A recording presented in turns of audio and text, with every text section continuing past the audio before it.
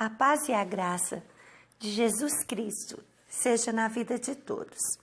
Hoje o nosso estudo está em Atos dos Apóstolos, Atos do Espírito Santo de Deus, no capítulo 22. Paulo fazendo o seu discurso.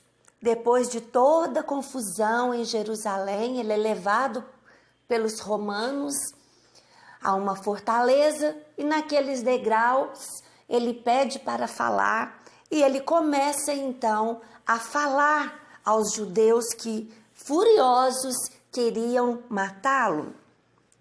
Mas, meus senhores, irmãos e pais, escutem o que eu vou dizer a vocês em minha defesa. Quando ouviram falar em hebraico, eles ficaram mais quietos ainda.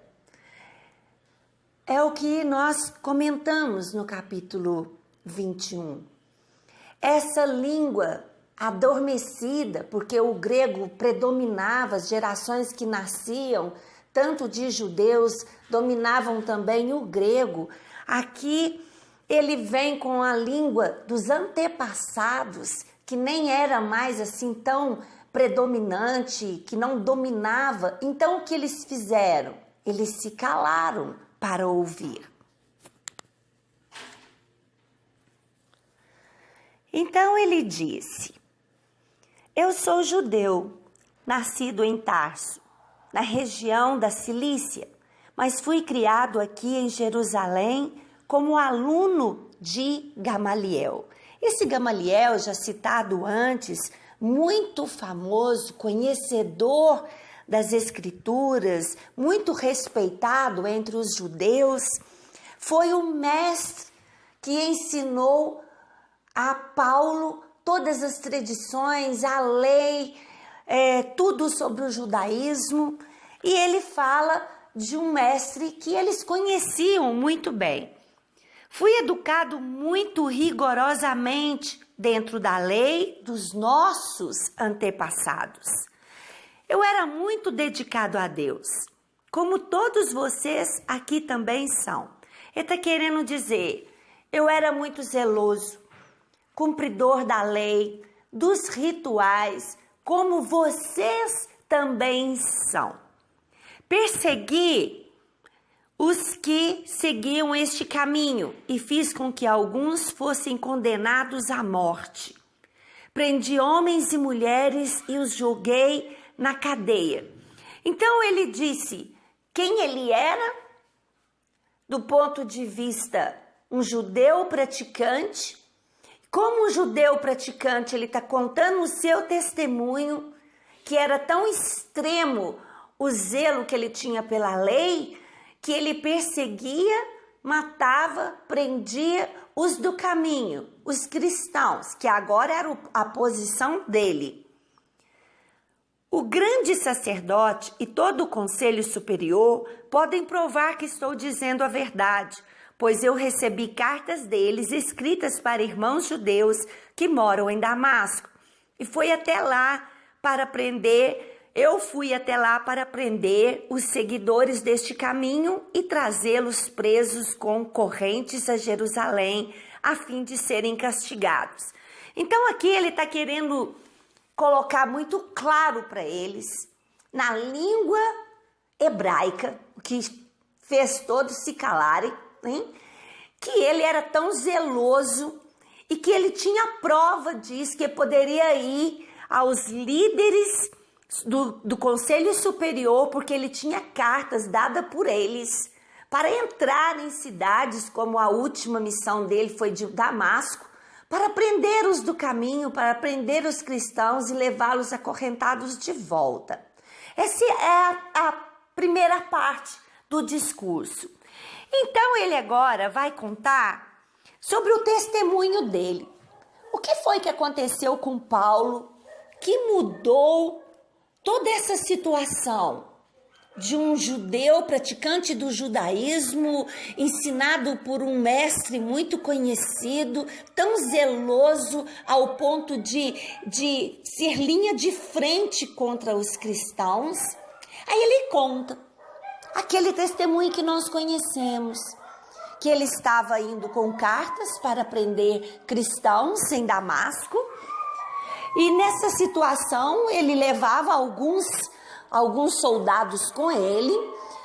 E quando ele estava chegando perto de Damasco, ele viu uma grande luz. A luz como o sol do meio-dia, que a gente não consegue olhar. Ele também diz que os que estavam com ele viram a luz forte, mas não ouviram a voz. E a voz dizia para ele: Saulo, Saulo, por que me persegues? E Saulo então, meio que atônito, né? Ele caiu do cavalo, ele já caiu cego, aquela luz cegou os seus olhos. E ele pergunta: quem tu és? Pergunta para essa voz: quem tu és? E ele diz: eu sou Jesus, a quem persegues. É interessante esse testemunho de Paulo, porque ele poderia ter falado: não estou perseguindo o Senhor, eu estou perseguindo os cristãos. Podia ter entrado assim, né? Num debate, numa conversa, mas tudo foi tão forte. Ele caiu do cavalo, ele ficou cego. Aquela voz, eu creio assim, que entrou lá dentro do coração dele. E ele dali, ele só ouviu. E as instruções para ele era que ele fosse até Damasco. E lá não era mais para perseguir os cristãos, e sim para receber instruções de Deus, para ser recebido ali por um homem muito temente a Deus, chamado de Ananias. E no versículo 13, esse homem veio me procurar, chegou perto de mim e disse: irmão Saulo, veja de novo. No mesmo instante comecei a ver de novo e olhei para ele.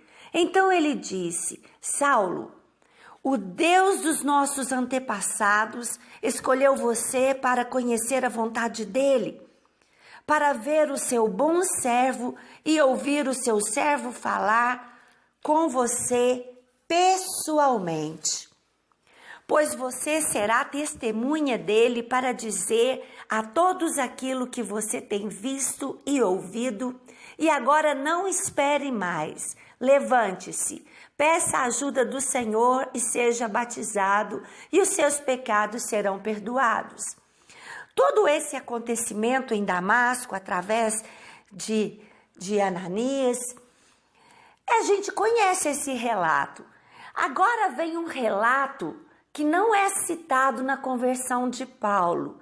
É a fala do próprio Deus para com Paulo a respeito da sua missão, a partir do versículo 17. Então Paulo terminou dizendo: então eu voltei para Jerusalém, isso ele contando no discurso em hebraico para aquela multidão, com raiva dele. Ele fala: eu voltei para Jerusalém e eu estava orando no templo quando tive uma visão. Vi o Senhor e ele me disse: saia depressa de Jerusalém, porque as pessoas daqui não aceitarão o que você vai dizer a meu respeito. Eu respondi: Senhor, eles sabem muito bem que eu ia às sinagogas e prendia os que criam em ti e batia neles quando estavam matando Estevão, que estava eu ali. Ó Senhor, eu estava concordando com aquele crime e aí tomei conta das capas dos assassinos deles. Aí o Senhor disse: vá, pois eu vou enviá-lo para bem longe. Eu vou enviá-lo aos não-judeus. Aqui nós temos a missão de Paulo sendo entregue numa visão com o próprio Deus, dizendo que a missão dele não seria especificamente em Jerusalém, com os irmãos em Jerusalém. E ele mesmo entra nessa conversa com Deus dizendo: realmente, eles vão querer me matar mesmo, porque todos aqui me conhecem. Todos aqui sabem que eu persegui os cristãos e matava os cristãos, e Deus responde a este questionamento para ele dizendo: sai daqui depressa, porque a sua missão será entre os não-judeus, será entre os gentios. Era o chamado dele, agora sendo pelo próprio Deus falando a Paulo. A multidão ficou ouvindo Paulo até que ele disse isso. Mas aí eles começaram a gritar com toda a força: matem esse homem, ele não merece viver. Olha só a atitude dos judeus. Até então, eles ouviam todo o discurso de Paulo. Tudo que Paulo falava sobre quem ele era antes, sobre o que ele fazia quando ele era antes, sobre como foi a conversão dele. Até aí, tudo tranquilo. Mas quando ele fala que Deus chamou ele, um judeu, para pregar a não-judeus, aí eles já não aceitam mais a palavra de Paulo. E aí, imediatamente, eles começam a gritar: matem esse homem, ele não merece viver. Olha só que coisa! A religiosidade, a tradição, ela é muito egoísta. Deus é nosso e nós não vamos dividir ele com ninguém. Que coisa triste. E pensar que nós temos situações similares nos dias de hoje, né? Alguns que acham que a doutrina deles é que é certa, a doutrina do outro é que é certa.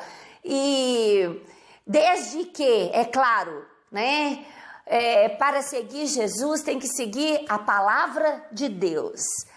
Deus Pai, Deus Filho e Deus Espírito Santo. Tem que deixar isso muito claro, porque muitos caminhos verdadeiramente não levarão a Deus, não levarão uma vida eterna com Deus, o Pai. Mas eu estou dizendo de toda essa contenda entre igrejas, né, ou missões sendo até interrompidas porque não querem alcançar o público tal, a cultura tal, porque vai contaminar. Não é essa a vontade de Deus. E os judeus agiram justamente assim. Ficaram indignados ao saber que uma mensagem de vida eterna iria alcançar outras pessoas que não fossem eles. Tão egoísta isso, né? E quando o comandante romano viu toda aquela ira dos judeus, ele não entendia nada, porque ele não entendia em hebraico ou aramaico, então ele não entendeu o discurso de Paulo. Então mandou para que levasse ele para dentro, né, acorrentado, e que ia dar uma boa surra nele. Só que quando eles estavam próximos a dar uma boa surra nele, Paulo vem novamente com uma extrema sabedoria. Agora Paulo reivindica a cidadania romana que ele tinha. Olha só quanta estratégia, quantas ferramentas Paulo utiliza. Aí quando ele fala para aquele soldado romano que ele era um judeu nascido em Tarso, mas que ele tinha cidadania romana, todos saíram de perto na hora, porque eles não poderiam bater, espancar um romano, prender um romano sem ser julgado. E outra coisa que nós aprendemos muito com Paulo é o conhecimento de Paulo. Paulo conhecia o aramaico, o hebraico, o grego, as leis romanas, tanto é que ele as reivindica agora. E aí aqueles soldados ficam com medo e chamam um superior deles. Quando ele chega, ele pergunta para ele: você é mesmo romano? Como você conseguiu ser a cidadania romana? porque eu consegui a minha, dizia aquele romano, mas eu paguei muito caro por essa cidadania. Aí Paulo diz assim, no verso 28, quer dizer, o comandante diz, eu também sou, quer dizer, tenho cidadania romana, e isso me custou muito dinheiro. Paulo respondeu, pois eu sou cidadão romano de nascimento. Imediatamente os homens que iam chicoteá-lo recuaram e o próprio comandante ficou com medo ao saber que Paulo era cidadão romano e que tinha mandado amarrá-lo. Então a gente termina este capítulo com mais uma sabedoria evidente de Paulo, de agora usufruir de mais uma ferramenta que ele tinha, que era a cidadania romana. Com isso ele ficou livre daquela surra, né, daquele espancamento, e ficou sendo ali naquele momento respeitado, e agora, no mínimo, eles vão ter que levá-lo como um cidadão romano para ser julgado. Fica toda essa mensagem, toda essa palavra de Deus para os nossos corações, a respeito do chamado de Paulo, da coragem de Paulo, da sabedoria de Paulo, quanto que nós aprendemos com esse homem. Um homem também que não negou o que ele era antes, não negou o que ele fazia antes, e isso lhe causava dor, porque ele dizia, eu sou o mais pecador de todos, né? E enfim, muito para se aprender com o apóstolo Paulo. Jesus abençoe a todos.